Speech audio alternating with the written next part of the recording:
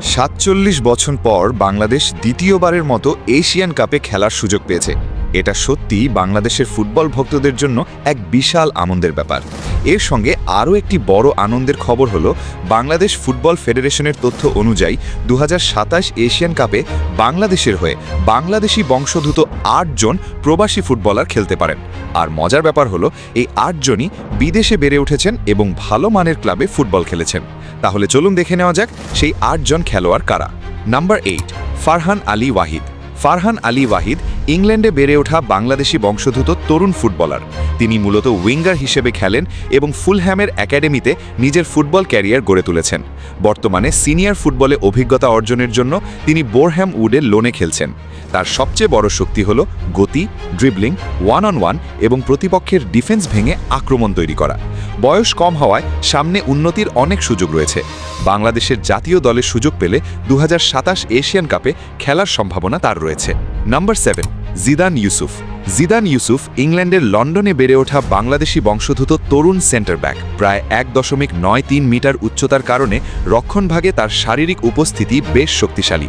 ইংল্যান্ডের ফুটবল কাঠামোয় বেড়ে ওঠা জিদান ওয়ালটন অ্যান্ড হার্শ্যামের হয়ে খেলেছেন এবং বর্তমানে বাংলাদেশের বয়সভিত্তিক দলের সঙ্গে যুক্ত। তার উচ্চতা, শারীরিক শক্তি এবং আকাশে বল মোকাবেলা করার ক্ষমতা বাংলাদেশের রক্ষণে গুরুত্বপূর্ণ হতে পারে। এখনও সিনিয়র জাতীয় দলে তার জায়গা নিশ্চিত হয়নি, তবে দ্রুত উন্নতি করে সিনিয়র দলে সুযোগ পেলে ২০২৭ এশিয়ান কাপে বাংলাদেশের হয়ে খেলার সম্ভাবনা রয়েছে। Number 6, Adam Abbas. Adam Abbas ইংল্যান্ডে বেড়ে ওঠা বাংলাদেশি বংশোদ্ভূত একজন প্রতিভাবান রাইট উইঙ্গার। তার যৌব ক্যারিয়ারে ম্যানচেস্টার ইউনাইটেড এবং বার্নলির মতো বড় ইংলিশ ক্লাবের একাডেমিতে থাকার অভিজ্ঞতা রয়েছে। গতি, ড্রিবলিং, আক্রমণাত্মক মানসিকতা এবং ডিফেন্ডারকে সরাসরি আক্রমণ করা তার বড় শক্তি। বর্তমানে তিনি বাংলাদেশের U20 দলের সঙ্গে যুক্ত হয়ে নিজেকে জাতীয় দলের জন্য প্রস্তুত করছেন। সিনিয়র পর্যায়ে এখনও তার জায়গা নিশ্চিত নয়, তবে যদি দ্রুত নিজেকে প্রমাণ করতে পারেন এবং সিনিয়র জাতীয় দলের সুযোগ পান, তাহলে ২০২৭ এশিয়ান কাপে বাংলাদেশের হয়ে খেলার সম্ভাবনা তৈরি হতে পারে। নাম্বার 5, তারিক রায়হান কাজী।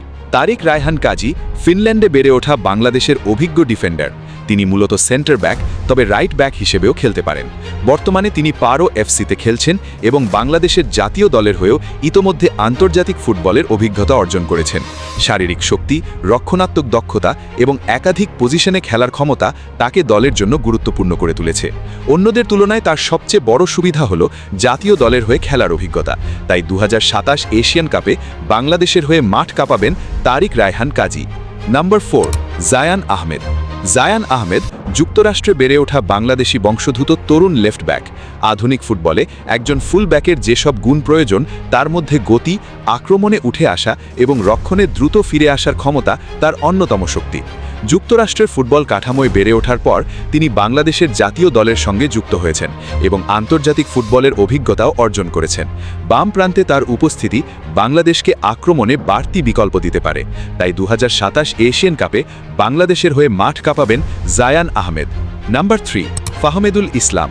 ফাহমেদুল ইসলাম ইটালিতে বেড়ে ওঠা বাংলাদেশের অন্যতম আলোচিত তরুণ ফুটবলার। তিনি লেফট ব্যাক এবং লেফট উইঙ্গার দুই পজিশনেই খেলতে পারেন।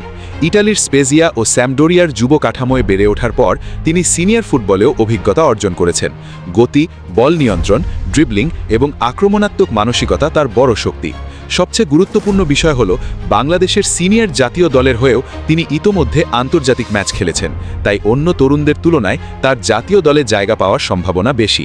২০২৭ এশিয়ান কাপে বাংলাদেশের হয়ে মাঠ কাঁপাবেন ফাহমেদুল ইসলাম। নাম্বার 2, শামিত সোম। শামিত সোম কানাডায় বেড়ে ওঠা বাংলাদেশের অন্যতম গুরুত্বপূর্ণ সেন্ট্রাল মিডফিল্ডার। কানাডার ফুটবল কাঠামোয় বেড়ে ওঠার কারণে তার খেলায় শারীরিক শক্তি ও গতিশীলতা দেখা যায়।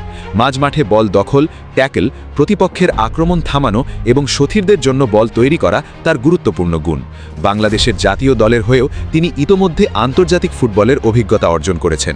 ফলে জাতীয় দলের মাঝমাঠে তার ভূমিকা বেশ গুরুত্বপূর্ণ। তাই ২০২৭ এশিয়ান কাপে বাংলাদেশের হয়ে মাঠ কাঁপাবেন শামিত সোম। আর 1 নম্বরে অবশ্যই বাংলাদেশের সবচেয়ে বড় প্রবাসী ফুটবল তারকা হামজা চৌধুরী। ইংল্যান্ডে বেড়ে ওঠা হামজা মূলত ডিফেন্সিভ মিডফিল্ডার, তবে রাইট ব্যাক হিসেবেও খেলতে পারেন। লেস্টার সিটির হয়ে প্রিমিয়ার লিগ খেলার অভিজ্ঞতা তার ক্যারিয়ারের সবচেয়ে বড় পরিচয়।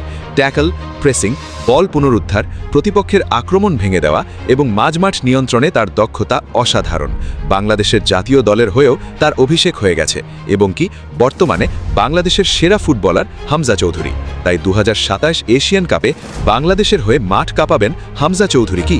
তাহলে আপনারা দেখলেন বাংলাদেশের হয়ে এশিয়ান কাপের মঞ্চে আলো ছড়াবে এই 8 জন প্রবাসী ফুটবলার। কেউ ইংল্যান্ডে, কেউ কানাডায়, কেউ ইটালিতে, আবার কেউ যুক্তরাষ্ট্রে বেড়ে উঠেছেন। তাদের প্রত্যেকের রয়েছে আলাদা প্রতিভা, অভিজ্ঞতা এবং আন্তর্জাতিক ফুটবলের স্বাদ। এখন সবচেয়ে বড় প্রশ্ন, এই 8 জনের সবাই যদি বাংলাদেশের জার্সিতে একসঙ্গে মাঠে নামেন তাহলে বাংলাদেশ কতটা শক্তিশালী হবে? আর এই 8 জনের মধ্যে আপনার সবচেয়ে পছন্দের খেলোয়াড়কে? অবশ্যই কমেন্টে জানাতে ভুলবেন না। দেখা হবে পরের ভিডিওতে। ততক্ষণ পর্যন্ত ভালো থাকুন, সুস্থ থাকুন।